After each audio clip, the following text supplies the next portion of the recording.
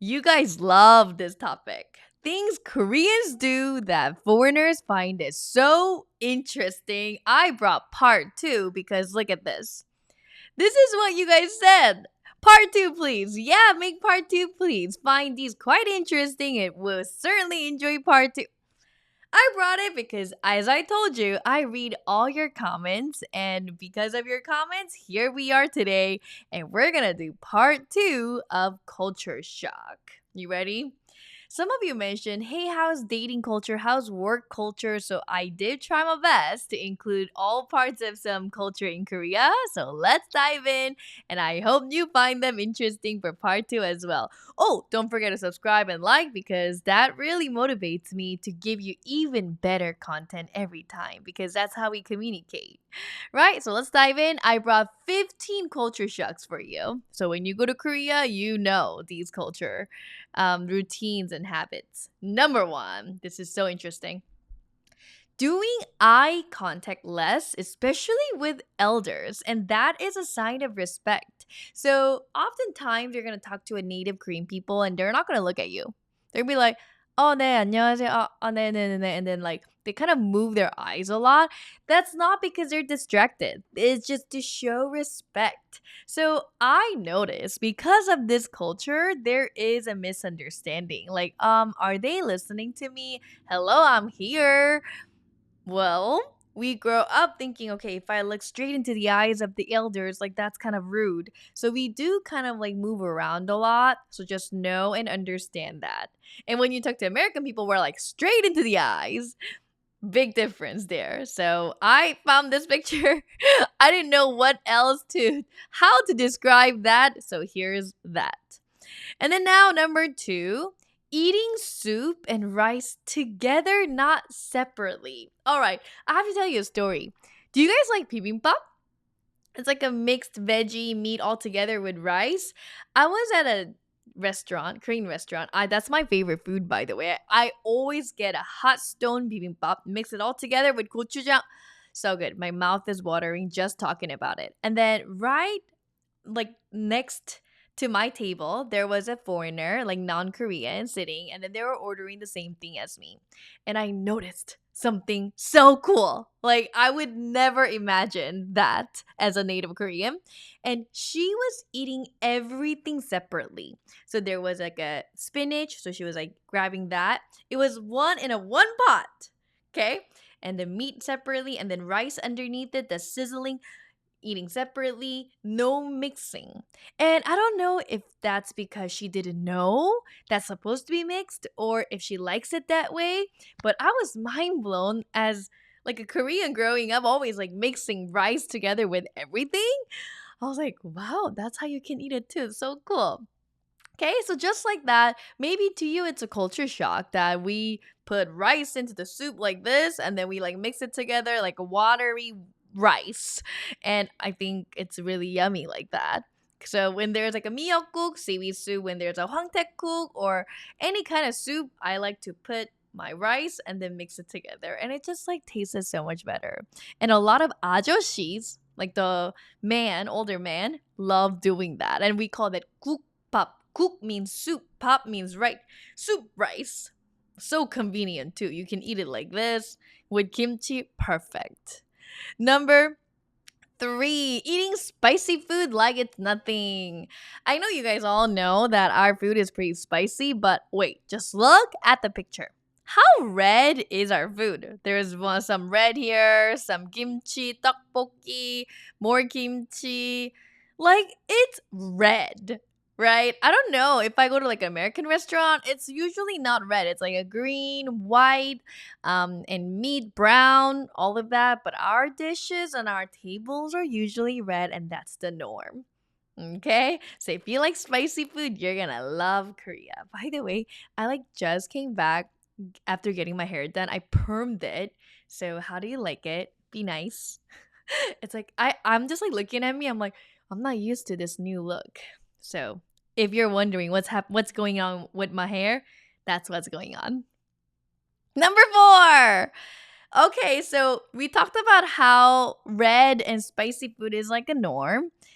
In fact, we have multiple fridges just for kimchi. So you'll see some households. I grew up like this too. My household, we had a regular fridge for non-kimchi food because kimchi stinks, to be honest. Even as a Korean person, I know it stinks, but it's so good. I love it. So we have a regular fridge where you put everything else. And then we have a kimchi fridge. And we literally call it like that, kimchi 냉장고.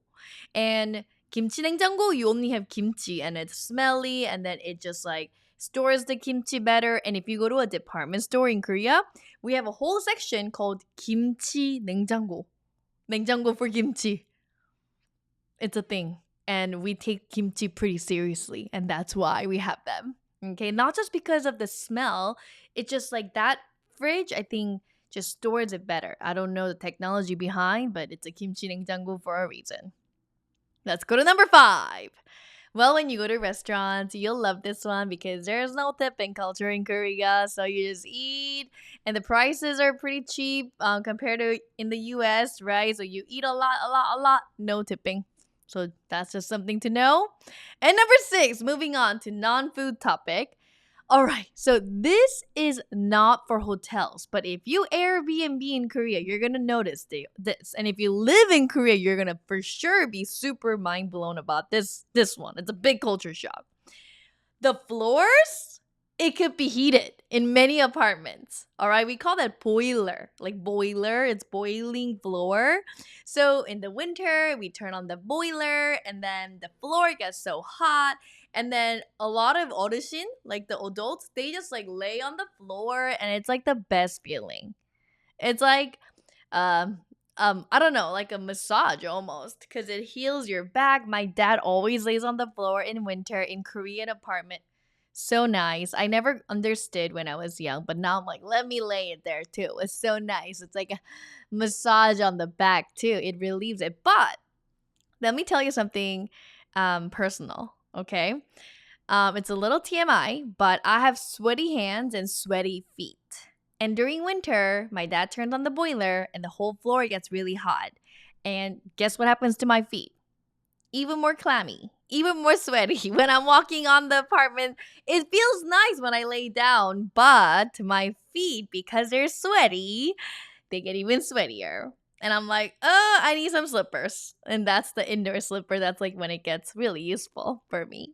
Okay, so just know that instead of a heater system, a lot of apartments will come with a floor heating system. And you're gonna love this one if you like heated floors. It feels so fancy and it doesn't really dry your throat because heater is very drying, right? And let's go to number 7. Okay. If you look at K-dramas, hello K-drama lovers. By the way, what are you guys watching recently? Tell me in the chat, in the comments. I've been watching Would You Marry Me? So fun. So, but talking back about this, a lot of girls and romantic relationship, like guy and a girl, you're going to see them linking arms when they're walking. And to be honest, there is no hug culture in Korea. Yeah, like if you're really close, you can hug each other. And of course, like romantic partners, they can hug each other, but it's rare. It's not like Western where hug is a norm. But linking arms, oh, that's so normal. Like everybody's linking arms, and that's a sign of closeness. And the girls are always linking arms. I'm like always linking arms with my mom, my friends, dad, Isaac, everybody. I'm just like linking arms. So that's not something weird. It's just we do everything to show love. And instead of hugging, we link arms. All right. And let's go to number 8. Number 8, I guess this has to do with work culture and like hierarchy in Korea. I just like noticed that. Okay. And so when you're drinking or just like sitting down at a restaurant, people will not fill their own cup. They will always pour for one another. And usually the elders pour first for us. And then we receive. Remember the culture fact part 1? I told you we receive with 2 hands. So this is my cup. I receive it with 2 hands. 감사합니다. And then we also pour it too. Right? So make sure you're always like doing this. This can be also like a good two hand gesture, or this is also a good hand gesture for respect. Okay? And number nine. Oh, so interesting. So when you're texting in America and Western culture, I noticed there's a lot of emojis that we use, like emojis on iPhone, always using that. But in Korea, you're gonna notice that we use, let me write it down so you guys can even see it better. So this sign right here, this is your actually your eyes. Isn't it so cute? Your eyes like smiling. And then, this is your mouth. So there's that. It's like, "Hey, smile." So common to use that. And this one, it's our letter in Korean. It's a vowel, U sound. You. And this one, this is your eyes. Well, Asians have small eyes like me. So this is your eyes. And then from there, tears are coming out. So this will be used when you're really sad. Like, "Oh my god, I lost my phone. You. Or I cannot make it to the party today. You. So this one, you'll see it all the time. And this one, it's a consonant in Korean. That's a K sound. K. You use it multiple times. And that's like a similar to LOL or ha ha ha, right? When it's funny. Like, "Oh my god, today I saw a chicken in the hair salon." Right? And then random. I don't know why I thought of it. Ki. So just know that we use so much of this. And then lastly, this one, this just is a consonant in Korean. This just means I get it. Okay. All right. So if you see Korean people use this, now you know what it means. Instead of emoji, usually it's this. And if you use Kakao Talk, that's the app we use to chat. There's already embedded emojis there too, like the really big emojis. We also like to use that one. Okay, moving on to the next one. Sunscreen is everything. You guys know skincare is so popular in Korea. Like every blog, you're going to see a skincare shop. And as much as like the skincare is our focus, sun protection is everything.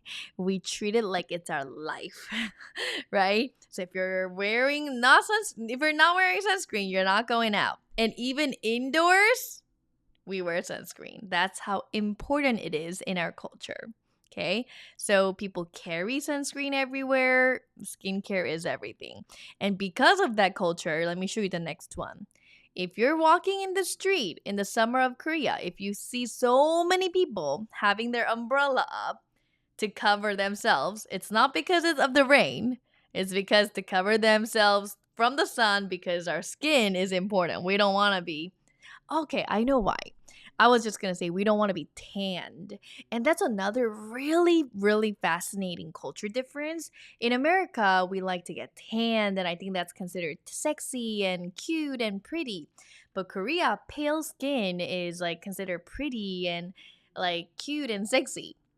Every culture is different. So because we don't want to be tanned from the sun, we just cover ourselves with the sunscreen and the umbrella and everything. Just one really big culture shock for many people, I think.